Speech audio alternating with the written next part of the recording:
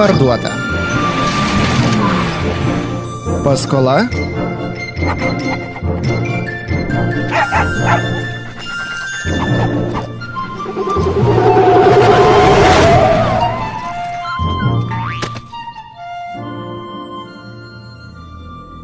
Amerikietiška svajonė. Tam yra priežastis, kodėl jie tai vadina svajonė. Kas ten? Cock-a-doodle-doo, drauguži. Uždaryta. Ne. Aš daugiau nebeturiu pinigų. Mano darbas užknisa šiuo metu. Prašau, kitą mėnesį aš turėsiu daugiau pinigų. Bankas. Jūs negalite pasimti mano namo. Ar tai jūsų parašas? Paskola. Gerai, bet nors padėkite man tai išspręsti. Jūs juk sakėte, kad aš geras kreditorius, tiesa. Ei, palauk, ten mano šuo. Ne, netimkite mano svajonės.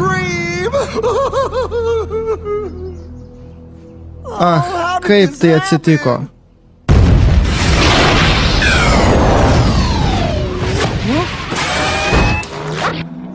Hartman, ar tai tu? Praėjo daug laiko nuo 4 klasės. 4 klasė.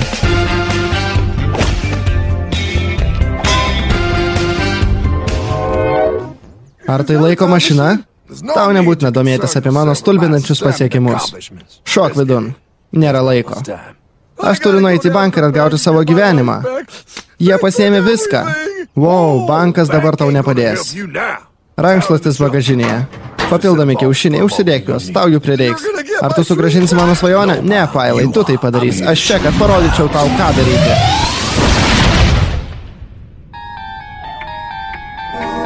Žiema 2006. Pritardamas jums. 1 nacionalinis bankas. Kas yra bankas, klausėte jūs. Tai neįprasta vieta, kur abu dalykai laikas ir ironija egzistuoja. Ir dar. Ar tu taip išsidirbinėsi visą laiką? Susikaup, Pailai. Pavyzdys A. Tie, kurie atėjo padėti indėlį, ar saugiau pasidėti uždirbtus pinigus. Pavyzdys B. Tie, kuriems reikia pasiskolinti pinigų savais tikslais. Ei, tai aš. Taigi, pavyzdys C. Bankas savo saugyklose turi paskolinti pinigų. Tokiems žmonėms kaip tu. Ei, tai tas vaikinas, jis atėmė mano namą. Rimtai, užknisi mane, Pailai. Tai laiko kelionė, jis tavęs negirdi. Tiesiog leisk man papasakoti. Taigi, kur aš baigiau? Tu matai, kol jis dar nebuvo atnešęs pinigų, Pailai, jo bankė buvo pasibaigę pinigai. Bet jis davė man daug pinigų su didelėmis palūkanomis. Taip, tai vienintelis būdas bankams uždirbti pinigus, suteikiant paskolas. Skola lygu pinigai, Pailai. Prisimink tai, skola lygu pinigai. Kuo daugiau paskolų jie sudaro, tuo daugiau uždirba. Bet jeigu jie neturi pinigų, tai iš kur atsirado mano pinigai? Tau reikia žengti atgal, Pailai. Wow. Negali būti. Gali. Tai dar ne viskas. Ei, bičiuli, reikia pinigų? Jie taip nedaro. O, jie daro būtent taip, Pailai. Prisimink, bankai uždirba pinigus, užduodami paskolas, parduodami skolą, netgi taip. Savanaudiškai skolindami. Ei, nori biški pinigų, bičia? Paskola, pasirašyk čia. Negali būti. Jie taip vadinam nemokamais pinigais. Jo, būtent taip sakė mano bankininkas, nemokami pinigai. Bet jie nėra nemokami, paskola. Blogiausia dalis buvo siūlyti pinigų žmonėms, kuriems jų net nereikia. Žmonės, Pailai, kaip tu. Tu teisus, man jų nereikėjo. Aš ir taip buvau laimingas.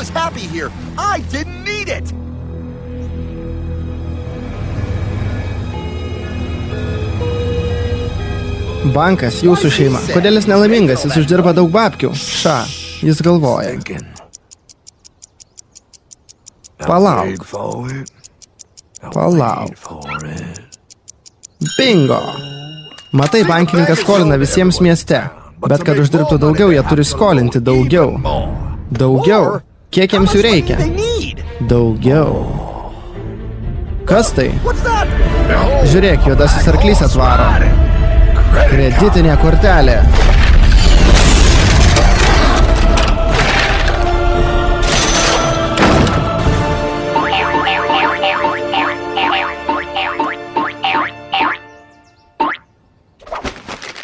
Pasiimk kreditą. Žiūrėk, viskas bus gerai. Viskas bus tiesiog gerai.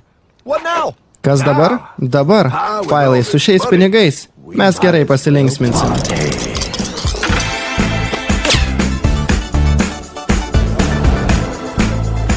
Oho, tai nuostabu. Man reikia išsiaiškinti. Kai aš grįšiu, aš tikrai pasitaisysiu. Aš tikiu, svajus saugus. Ben Bernake, aš tave pagausiu, gražuoliuk. Jep, jis saugus, jis tikrai saugus. Gražuolė, padėk ant jo staliuko. Truputį ir savo. Palauk. Žinai, palauk sekundę, Hartmanai. Aš ką tik susimaščiau. Jeigu aš gavau šios pinigus iš banko ir bankas jos gavo iš Federalinio rezervo sunkvežimių, varyk. Tai iš kur Federalinis rezervas gavo juos? Gražu, panelės, gražu. Sakyk, Hartmanai, kodėl aš dėviu bikinį vietoje akinių? Nes niekas nėra įleidžiamas į federalinį. Nei tu, nei aš. Nei kitas Amerikos pilietis. Nei deramai išrinktas kongreso narys. Nei aukščiausiasis teismas. Net aukščiausiasis teismas. Net aukščiausiasis teismas. Nei teisingumo departamentas. Nei čia, nei DIA, nei FBI, ATF, BTA, NBC. Netgi Dievas. Kaip vyriausybė gali neįleisti savęs į savo pastatą? Vyriausybė? Pailai, federalinis yra privatus bankas, priklausantis privatiems žmonėms. Neleis žodžiai federalinis apgauti tavęs, tai tas pats kaip Federal Express. Privatus bankas, bet... Privatus. Ša. Geriau šnekėk tyliai, Pailai. Tai Etanas, Federalinis rezervas. Sveikas, Etanai, Bilas čia. Pirmasis nacionalinis. Labas, Bilai, kaip tu? Gerai, gerai. Mums truputį trūksta pinigų. Be problemų, kiek tau reikia? Kaip suskambėtų 20 milijonų? Ką? Puiku, atsiūsime rytoj. Palauk, jie negali tiesiog paskambinti federaliniui, kad gautų daugiau pinigų ir jie duos jiem, kiek tik panorės? Ne, Pailai, federalinis neduoda bankui pinigų. Federalinis juos paskolina. Bankai privalo juos atiduoti su palūkanomis. Gerai, laikas eiti. Pala, aš vis dar nesuprantu. Iš kur tada federalinis gauna pinigus? Ta prasme, jeigu jie yra privatus bankas. Tu sakei, kad jie privatus bankas. Taip, gerai, tai kasgi duoda pinigus federalui? Tai Melas, Jungtinių tautų kalykla. Labas, Melai. Pirmam nacionaliniu reikia dar 20 milijonų. Mes jau ir taip varome pilnų pajėgumų, Etanai. Reikia daugiau paskolų, reikia daugiau pinigų. Gerai, jūs čia bosas. Ką tik pasakysit? 20 milijonų dar iki rytojaus. Bet aš nepagaunu. Kas čia blogo, kad Fedai spaudžia pinigus? Tai pažeidžia konstituciją, Pailai. Mūsų iždas privalo spausdinti mums pinigus, bet dabar Fedas juos spaudina. Nei vienas negaus prakeikti dolerio, kurio nespausdino Fedas. Na ir, jie atspausdina pinigus, po to paskolina vyriausybei. Tada jie uždeda palūkanas, už kurias mes turime užmokėti mokesčiais. Atsibus, Pailai. Dieve, aš vis dar nesuprantu, kur čia šuo pakastas. Žinai, tu teisus, Pailai. Palauk minutėlę, dėl to aš moku mokesčius. Jo, aš užmiršau, kaip jie efektingai laiko tave dunduku. Tai gerai, aš ne dundukas. Ar tu bent žinai, kas yra pinigai, Pailai? 10 amžius. Pyragėliai. Senai žmonės mainydavosi daiktais. Jie išmainydavo daiktus į tai, ką norėdavo įsigyti. Pyragėliai. Aš išmainysiu avietės į tavo pyragėlį. Aš nenoriu tavo uogų. Nagi, Pailai, šios uogos skanios. Jos neskanios, jos senos ir aš nemėgstu uogo aplamai. Duok man tą pyragą. Ne. Kaip matai, mainai sukeldavo šiek tiek rūpesčių. Tada vieną dieną atėjo juvelyras ir pasakė: auksas. Dabar visi manys, kad auksas yra vertingas. Tai kodėl visiems nesiskaičius juo? Kaina buvo nustatyta ir nuo tada valdyti prekybą pasidarė labai lengva. Nes žmonės galėjo skeisti auksą į bet kokį kitą daiktą.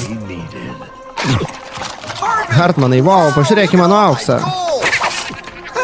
Sulaikyk jį, ten mano auksas. Suknisti vagišiai. Sakyk, Pailai, aš turiu saugyklą su apsauga. Aš galiu laikyti tavo auksą saugiai už mažą mokestį. Taip, žinoma, tai būtų puiku. Matai, Pailai, štai kaip pirmas bankas uždarbiavo. Štai, Pailai, aš tau paskolinu 100 aukso monetų. Puiku. Grįžk bet kada ir pasiimk savo auksą atgal. Jis bus čia pat, mano saugykloje. Dabar tu laikai patį pirmą popierinį pinigą, Pailai. Wow, puiku. Visą tai suteikia prasme. O taip, tai buvo gerai. Visi pradėjo naudoti skolos pinigus. Mes visi žinojo, kad IOU buvo vertingas kaip auksas. Wow, šio saldainio kaina tikrai gera, 1 IOU. Šokoladas $1. Ei, palaukim, tėlės buvo tik 1 IOU. 10 IOU už 1 šokoladą, jie negali taip pakelti kainų.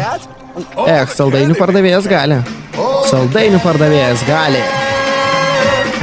Palauk, tai tiesiog suknistai neteisinga. Vanduo 200, kupranugariai 400, tai daro IOU vertingą vis mažiau ir mažiau, kurie iš vis nebevertinami. Gera vertė pinigui. Doleris nebe toks, koks jis buvo. Bet aš dirbau sunkiai ir aš iškepiau visus tos pyragėlius. Dabar aš turiu dirbti sunkiau, kad padaryčiau mažiau. Tai neteisinga. Jeigu taip manai, kad tai neteisinga, tau patiks kita dalis. Ką jis daro? Bankinių aukso lentelė IOU. Sudarant daugiau paskolų. Teisingai, jis kietas. Matai, jis spausina daugiau IOU, nepadengdamas į auksą. Paskolino jos su palūkanomis ir pasidaro daug babkių ir niekas nėra išmintingesnis. Išpirkimai. Ne, tai mano auksas. Nebe. Ką tu kalbi? Aš norėčiau išpirkti savo IOU. Ačiū jums labai. Labas, pietų pertrauka. Aš noriu savo aukso dabar. Vagis. Mūšis dėl banko vadovybės suvienyje žmonės. Matai, jie visi suprato, kad jis vagė. Subėgo į banką ir pareikalavo savo aukso, bet kaip tu matai? Čia nėra jokio aukso. Hartmanai, nesijaudink, Pailai, grįžtant į tuos laikus, kerštas būdavo tavo. 3 dalykai, kurių geriau nedaryti. Niekada nelies kito vyro moters, niekada neužgau kito vyro ego. Ir svarbiausia, niekada nelies kito vyro pinigų. Nes tada tas vyras palies tave. O Dieve, tu pakorei jį. Taip, Pailai, mes jį pakorėm. Mes jį pakorėm aukštai ir tu žinai kodėl. Todėl, kad jis buvo vagis. Todėl, Pailai, nes gimė blogio išradimas. Žmogus suprato, kaip paversti bevertį popierių į auksą. Taip išrado mašiną Rothschild rūmai. Vogti pinigams ir pavergti visas tautas žemėje.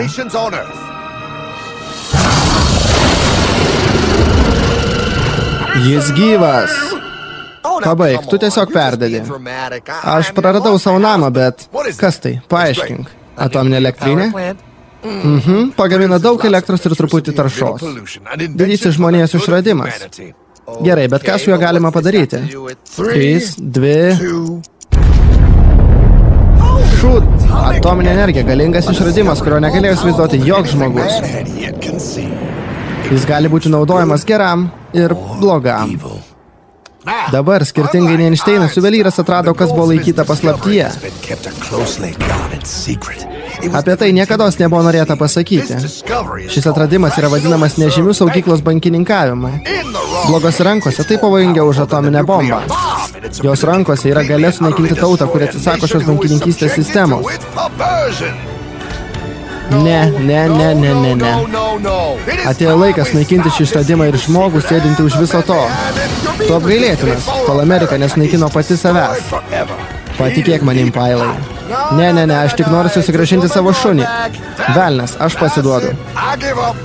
Tegul jie gyvena sukaustyti grandinių. Ne, Hartmanai. Laisvės medis laikas po laiko turi būti palaistytas žmonijos patriotų ir tironų. Thomas Jeffersonas? Pone prezidente, kaip man jį atvesti į protą? Taip, kaip mes padarėme, išlikti budriam. Tiesa pasislėpusi labai giliai ir laisvė šviesa blanksta kiekvieną dieną. Greitai, imk mano žirgą, parodyk jam. Palauk, parodyk man ką. Kur mes keliaujame? Toli, laisvė žirgė. Jok stipriau žilas viesulė. Kur mes? Vaterlo mūšyje. Palauk, mes turime prasmukti. Pinigų mašina, štai kur ji. Ei, ar tai tie patys žmonės? Turtingas bankininkas iš Vokietijos joja po raudonojo skydo vėliavą.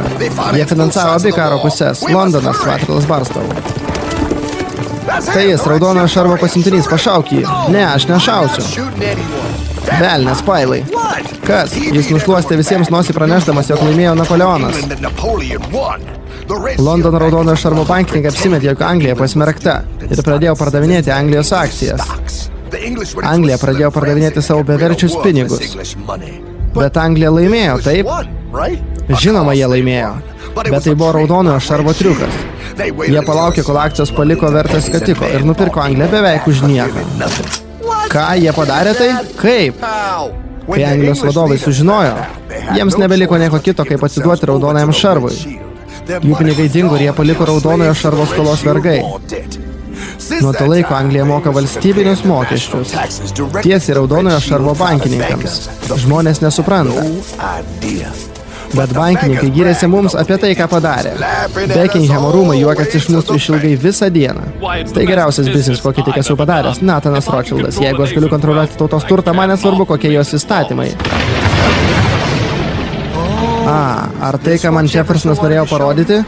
Ne, pailai, žiūrėk. Jie yra Amerikoje taip pat. Raudonasis šarvas yra ir čia, pailai.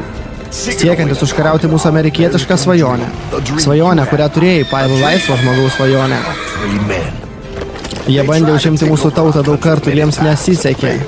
Todėl Jeffersonas ir patriotai pasižadėjo sustabdyti blogą, kad ir kas bebūtų. Dievo vardu jie neleido bankininkams laimėti čia. Kad išsaugotume savo nepriklausomybę, mes privalome neleisti jiems valdyti mūsų amžiną paskolą.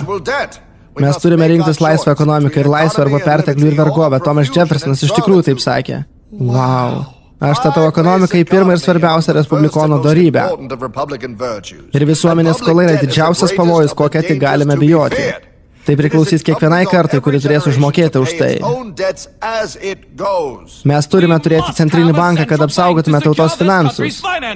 Jeigu Amerika kada nors leis privatiems bankams kontroliuoti pinigų spaudimą, pirma infliacija, po to defliacija.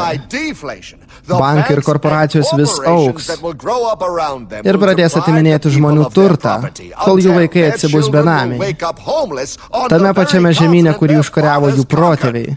Jeffersonai, tu pamišėlis, ši šalis turi turėti centrinį banką. Kas tai? Pirmasis Amerikos iždo sekretorius. Aleksandras Hamiltonas. Neilgam. Aaronas Buras, Tomo Jeffersono viceprezidentas. Jis neužėmė iždo sekretoriaus posto per daug gražiai. Gražus šūvis, Burai. Pirmasis centrinio banko bandymas truko 20 metų ir buvo uždarytas. Bet bankininkai bandė vėl stoti prieš kietą riešutėlį, prezidentą Andrew Jacksoną. Jūs esate gyvačių ir vagių urvas. Ir aš ketinu jūs išvaryti iš jo.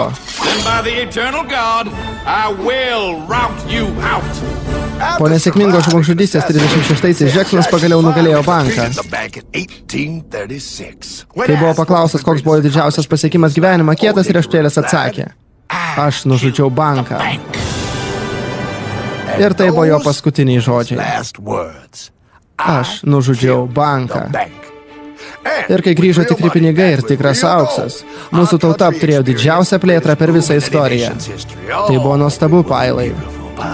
Bet bankininkai, trokštantis daugiau galios ir turtų, išgalvojo patį ambicingiausią planą. Kartą ir visiems laikams užvaldyti finansus ir jungtinės tautas. 1910 slaptas susitikimas buvo surinktas J.P. Morgano dvare, Jelikil saloje Gruzijos pakrantėje. Šis susitikimas buvo toks slaptas, kad buvo slepiamas nuo viešumos ir net valdžios. 10 narių naudojo slapyvardį. J.P. Morgan slapyvardis Hula Girl. Aš neabejotinai turtingiausias žmogus. Taigi aš vienintelis valdysiu super slaptą centrinį banką. J.P. Rockefellerio slapyvardis Lube Hul. Aš neabejotinai turtingesnis nei Hula Gul. Taigi aš valdysiu super slaptą centrinį banką. Tu niekas palyginus prieš mane Lube Job. Aš turėsiu valdysi centrinį banką. Tylos. Aukščiausias vadovė, mes nežinojame, kad jūs čia būsit. Aš ir nesu, bet jūs bukagalviai. O taip, jis toks protingas. Niekas iš jūsų nevaldys banko. Mes žlugdome praeitie dėl atvirumo. Šį kartą sėkmės raktas bus slaptumas. Žmonės privalo galvoti, kad jie valdo banką. Taip, nuostabu, apgalvotas žingsnis. Koks planas? Mes pirmą sukursime paniką ir tada pasiūlysime išeitį. Su mūsų žmonėmis ofise ir laiku mes vėl turėsime centrinį banką. Ir tada žmonės manys, jog bankas jų. Mes turėsime pavadinti jį federaliniu rezervu.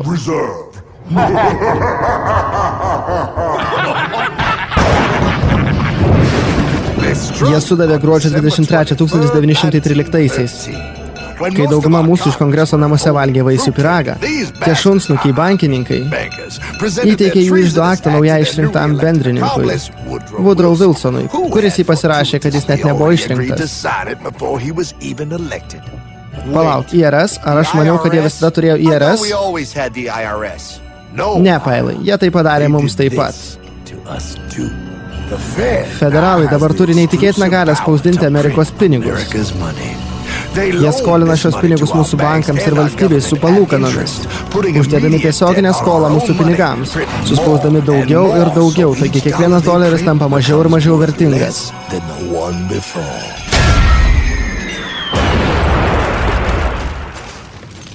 Su šventom kalėdom. Kas tai per velnias? Taip, Pailai, tavo valdžia, kuri turi atidavinėti skolas federalams. Tavo mokesčiai netitenka tavo valdžiai. Nejaugi? Tai didžiausia vagystė žmonijos istorijoje. Bet gerai, aš pagaunu, ką tu sakai. Bet tai painu, Hartman, ir aš vis tiek nesuprantu, kaip tai įtakoja mane. Jeigu aš turėčiau daugiau pinigų, niekada to nebūtų atsitikę. Hartmanai?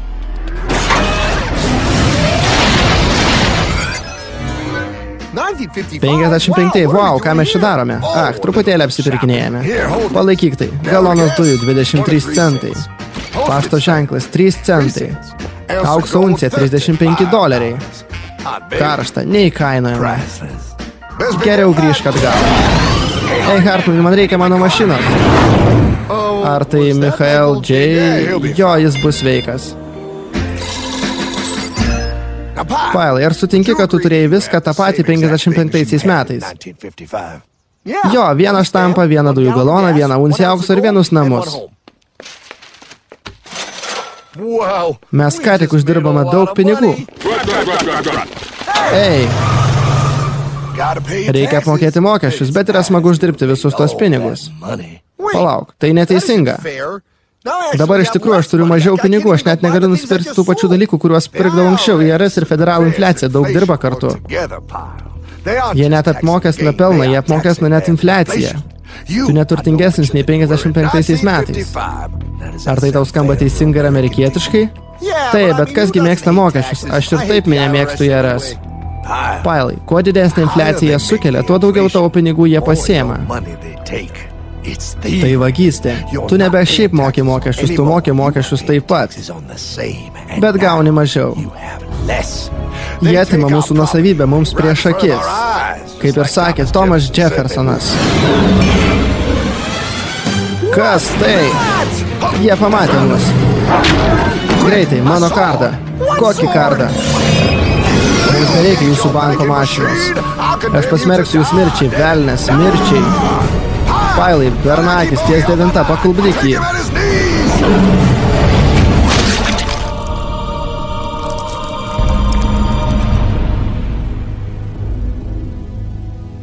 Prieš ką mes priešinamės visame pasaulyje? Prieš monolitinį ir negailestingą sąmokslą, kuris pasikliauja pirmiausiai slaptumu, plečiant galios sferą. Kas atsitiko, kur aš? Aš tikiu galbūt, tu dabar supranti. Pailai, bet tu bijai. JFK, Hartmanai, ką tai turi bendro su mano namu ir šunimi? Gerai, man pakanka, aš noriu namo dabar. Tai paskutinis prezidentas, kuris priešinasi federalams. Tu turi pamatyti. Birželio 4-63 prezidentas Kennedys pasirašė prezidentų įsakymą 11110. Šis prezidentų įsakymas taiki gali JT spausdinti pinigus be federalų įsikišimo. Tai būtų suveikę. Kennedys planavo išnuomoti federalams mašiną ir pradėjo. Bet po 6 mėnesių prezidentas Johnas F. Kennedys nuvyko į Dallas ir negrįžo. Negali būti, jie tai padarė. Naujas prezidentas Lincolnas Johnsonas išmetė Kennedžio įsakymą. Ir iki Kennedžio nei vienas prezidentas nebandė susidurti su slaptomis federalų jėgomis. Jie sutvirtino didesnius ir didesnius bankus, prispausdino daugiau pinigų visiškai nepadengtų. Ir dabar naikina mūsų tautos turtą, dėl ko naudą jaučia tik keletas. Kodėl taip daryti? Jeigu jie žaidžia mus, jie žaidžia pasaulio bankininkus taip pat. Nepailai, jie apsaugoti, jie per dideli, kad susimautų. Bet aš ne. Tie kalės vaikai. Tikri kalės vaikai.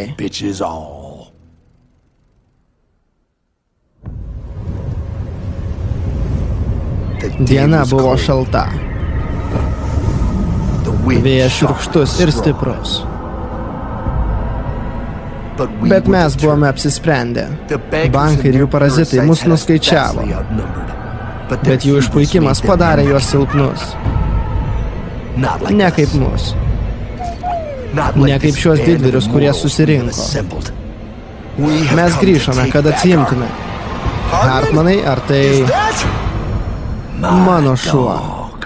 O šuo. Tai neišvengiama. Pinigų karaliai negali mūsų daugiau ignoruoti. Jie atsiuntė pasiuntinį. Godumo mašinos apgaviką, kad praneštų mums apie mūsų pasidavimą. Hankės Paulsonas. Hartmanai, tai šventvagystė. Mums priklauso visi žemės kampeliai. Būtų kvaila stoti prieš mus. Aha, aš jau mačiau šį žvilgsnį. Tai plėšrūno žuodžiančio grobį. Drąsaus, be baimio, laisvo žmogaus žvilgsnis. Tu nuėjai toli, Hartmanai, toliau nei visi. Būk gudrus, prisijunk prie mūsų. Mes tau suteiksime pinigus, galią, ko tik panorėsi. Tu gali būti vienas iš mūsų, jei tik atsiklaupsi.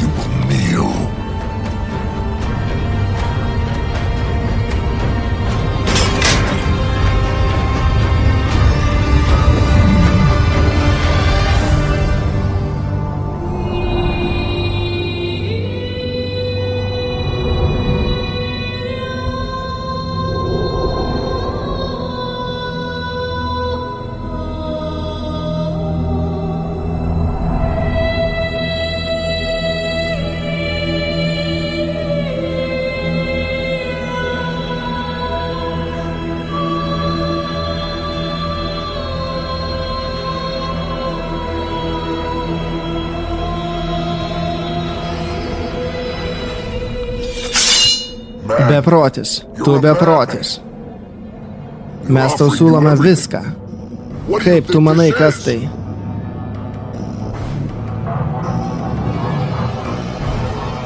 Tai yra Amerika.